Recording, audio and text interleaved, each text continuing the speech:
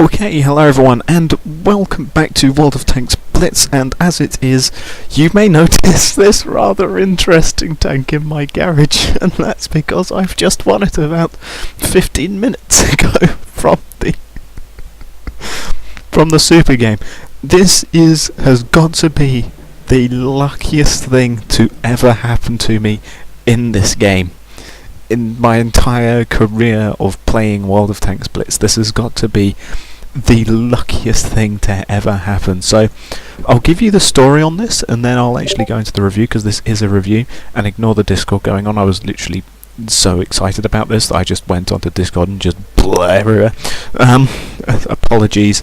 I would say it in advance, but this is probably going to go out way after, so apologies from the future to the past, clan members, because I posted it to them.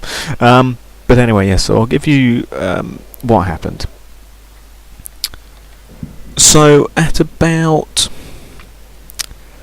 20 minutes to 8, 20 minutes to 8, I forgot the time there, but at about 20 minutes to 8, I went back on the Super Bowl on the World of Tanks Blitz portal on the internet, because I knew I had enough tickets to play the Super Bowl one more time, but it sort of glitched out, as it often does for some reason. Another reason why this fair is absolute rubbish, apart from getting this thing at the end of it. So I went on there to check if it had unscrambled itself, and indeed it had, and I could play the Super Bowl once more. So what I did is I went down and I hit that play Super Bowl button. I crossed my fingers, prayed to God, asked him to be merciful and show me some love, and a Christmas miracle occurred. I opened my eyes again after I thought it had finished rolling, and I saw this thing sitting on there. I literally shouted out, "Yes! Yes!" I actually shouted that out, like threw my arms in the air, and was just like, "Yes, we did it!" I then recorded that video saying that it was not a drill and that I've actually won the Chieftain T95. I went on World of Tanks to make sure that I had it, and there it was. Bang! Congratulations! You now have a brand new Chieftain T95 in your garage. And here it is. So I played the one game, which is currently uploading as I speak, and do this review, and yeah, times 5 XP for it, got almost 5k XP from that, which was just marvellous. And now I'm doing the review because I'm hyped up about this thing. So starting off with, it's a tier 8 heavy tank. It is a heavy. I thought it was a medium, but no, this is actually a heavy. I don't know why I thought it was a medium. Just because I thought I saw some video where it said it was a medium, but no, this is a heavy. So yeah, it's a tier 8 British premium heavy tank that's gonna be one of the rarest things in the game now. Just purely for the fact that hardly anyone's gonna get this thing. And it's one of the only heavy tanks that the British have got, which is good. Sorry, Tog 2, but you're more of a meme tank.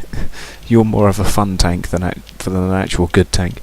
This is probably the only functional heavy tank that we've got in the British Tectory, and here it is. It's not a bad heavy tank. 52% protection, 53% firepower, 69% shot effectiveness, and 32% manoeuvrability. Compared to something like the Tiger II, which I love dearly. 57% protection, 46% firepower, 77% shot effectiveness, 31% manoeuvrability. So it's pretty good across the board. 1500 HP is a fair amount of HP. It's not as much as the Tiger II. I think it's on par with the Defender. No, Defender's got more. IS-2SH has definitely got the same. That's got 1600, I know that much. This has got 14? No, 1500, and this has got 1600 after a buff ages ago. The IS-6, 1470, the Glacial, 1500, yeah. So, yeah, it's got sort of average enough heavy tank HP. Yeah, sorry about the Discord going off if you think it's your own Discord, but no, this is my Discord.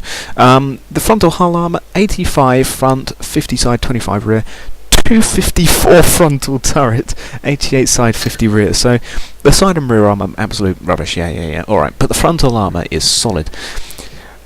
Huge frontal armour on this T95 turret. Makes it a really good turret. The machine gun is a weak spot, obviously, this little machine gun up there. The front says it's 88, but look at that sloping. That sloping, if you angle it, coming around a corner, this thing's really good for frontal corner sort of baiting. People will easily ricochet off the front of that, and that makes it a very solid frontal assault heavy tank. Lower glacis is of course a weak spot, but to give it in its defence, it is a fairly small lower glacis. It's, I don't think, actually as big as the IS-2SH is. So yeah, it's definitely not as big as any of the Tiger II. So the frontal glacis is of course lower glacis is of course a weak spot, but not that great of a weak spot. Manoeuvrability, it weighs 52 tons with an 825 horsepower engine, has a 40 km/h top speed with a 30 degrees per second hull traverse and a 24 degrees per second turret traverse, including the double food, which means that well, power to weight not that bad. It's pretty quick off the mark. 52-ton tank, that's a pretty decent engine. If you look at the Tiger II, that's a 70-ton tank with a 780 horsepower engine. I don't really have anything else that's particularly quick. The IS-2SH weighs 53 tons with a 700 horsepower engine, so it's got a better power to weight than the IS-2SH. The IS-6, 51 tons, 700 horsepower. So yeah, it's got a pretty good power to weight. Acceleration is decent. Top speed is also not that bad, 40 km/h. Traverse speed, not that bad for a heavy, really. The turret traverse, a little bit on the slow side. Compared to this thing, for example, 35 km/h traverse and a 20 degrees per second turret traverse. So I mean, yeah, it's not that bad. It's a fairly manoeuvrable heavy tank. For, you know, as far as tier 8 heavies go, it's not that bad. The engine, there you go, it's a Leyland L60 number 4 Mark 13A, because, you know, we're weird in Britain. 10% chance of fire and impact, which is very low, actually. That means you probably won't experience that many fires.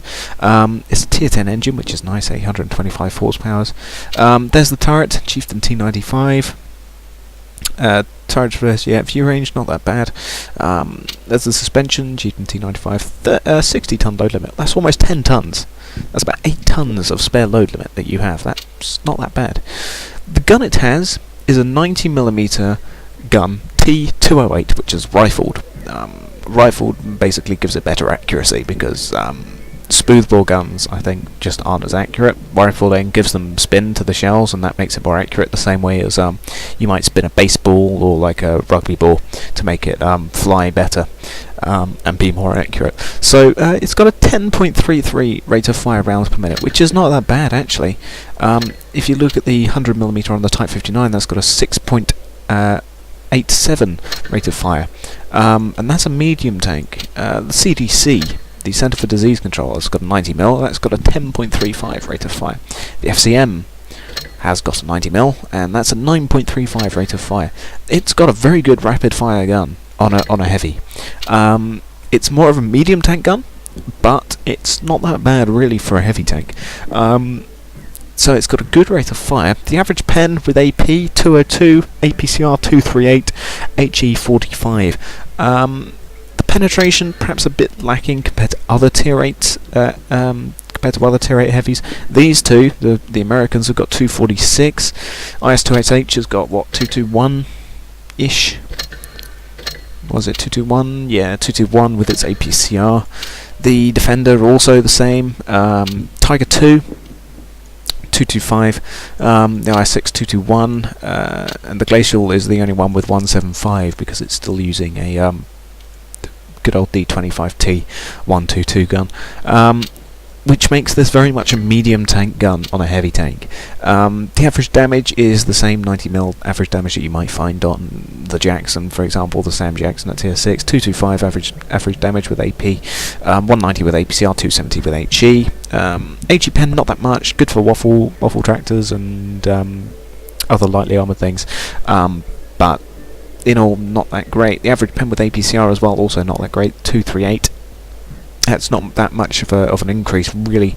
It's about, what, 36 millimeters of pen, which isn't that much if you think about it. It's very accurate, however, 0.32 with a very, very quick 3.3 second aim time, which means that this is a very accurate gun, which makes up for its shortcomings of the lack of penetration. It is definitely a sort of medium tank gun. If you look at the Type 59, sorry, that's got a 181. If you look at the CDC and the FCM, I think have both got 212. Yeah, 212. So it's very much a sort of medium tank gun. Panther 2, the 88, 203. Yeah, so it's sort of got the same pen as the long 88,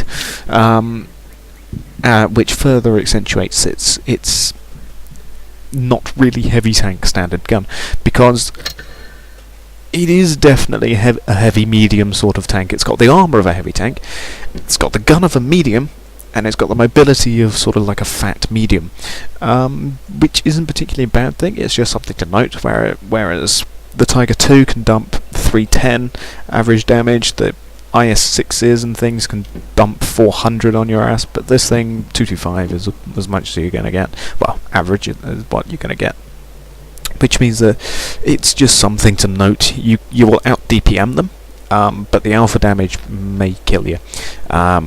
Because whereas they might be able to finish a tank in the one shot, you'll have to take 2 shots to kill them, and it's just something to note. But it's a very good gun. I do like it. The accuracy makes up for its lack of penetration, but it is definitely a very much a medium tank gun. It's a good medium tank gun, but a medium tank gun nonetheless. Then again, carries 80 rounds, which is enough to see through many battles, I should assume. So yeah, not that bad. As for provisions, you've got your standard and improved fuel for 3 and 10% respectively to engine power and turret traverse. Then you've got black tea and tea and pudding for 3 and 10% respectively to crew mastery. And then you've got protective kit, 15% to protection of crew from injuries, 10% speed and mod repair, 20% fire protection, and 10% ammo and fuel tank durability. So you can go ahead and mount some of them if you want. For me to play my first game, I just went and whacked on all of the tea and puddings. You just whacked on all of them and then just quickly added an improved fuel. Just because I was hyped to play this thing. I want this thing decked out as much as I could. So, yeah, that's why I've mounted them on. Then you've got your standard repair first aid fire extinguisher. Then you've got engine power boost, 20% engine power for 15 seconds with a 75-second cooldown. Adrenaline, 20% to low speed and 10% chance of damaging enemy vehicle modules for 15 seconds. Then you've got the multi-purpose restoration pack, which is those 3 things rolled into one. And you can go ahead and mount them as you wish. As for equipment fit, calibrated shells is not a particularly bad idea. You can get the same amount of penetration as the French 90mm on the tier 8 mediums there, although I prefer to go with the gun rammer, just because the accuracy can make up for the lack of penetration. If you are facing up against IS-3s and things, you can hit them from the front and you can penetrate them. So, I mean, unless you're coming up against something particularly super heavy, I would say gun rammer. Then I would say, as for these two, I would say you improve. It's really a toss-up, to be honest. Now that they've changed the 2 of them, they're both good. So this one, it gives you better track and ammo rack durability, whereas this one gives you better engine damage. However, I don't know, I would probably say improved modules just for the improved track durability and the ammo rack durability. The engine durability would be nice, but because it's not frontally engined, plus you've got very strong frontal armour, so you're supposed to be keeping that, you know, pointed at the enemy, and since you're not going to be side scraping much in this tank, I wouldn't assume, then I would say improved modules. Then definitely coated optics, because this thing has got very good frontal armour, so you're not going to be sitting back and sniping. You could, but I'm going to be using it as more of a breakthrough sort of frontal assault tank because of the very strong armour. So I would say coated optics. Then you don't need the enhanced gun lane drive, 3 seconds. That's super quick, so I would say supercharged for the extra shell velocity and the decrease in penetration over distance. Then I would say actually enhanced armour. I would say that just for the improved frontal armour of the front of the hull. It gives a slight buff to the front of the turret as well, but I think the frontal hull armour, if that goes up to even 90mm, that's going to exponentially increase massively when you angle it. So I would say actually enhanced armour on this thing. Then I would say engine accelerator. Just because it buffs your engine power and also gives a slight buff to traverse. The traverse speed of 30 degrees, whilst not being particularly fast, is not that bad manoeuvrability really for a heavy tank, so it is a toss-up, but I'm probably going to say engine accelerator. Then I would say vertical stabilizers for doing all those snapshots, because you don't need the refined gun. Because 0.32 accuracy is really accurate, so I would say vertical stabilizers. Then definitely enhanced tracks, just to stop your tracks getting blown off, and then your choice of whatever the hell those two things are. So overall, don't even know why I'm doing this review, because nobody else will have this tank. It's going to be a super rare thing, so I don't even know why I'm doing this review. But if you do happen to have this thing, it's a very good heavy tank. It's definitely got a medium tank gun, but it's a very good medium tank gun mounted on a very good heavy tank. And yeah, it's one of the strongest tier 8 heavies, I would say, which is probably a good thing that they're not in any particularly large number. But yes, so that is the Chieftain T95. Brand new, super epically rare heavy tank that I have somehow owned. So I'll thank you all for watching. May RNGesus be ever in your favour, and goodbye.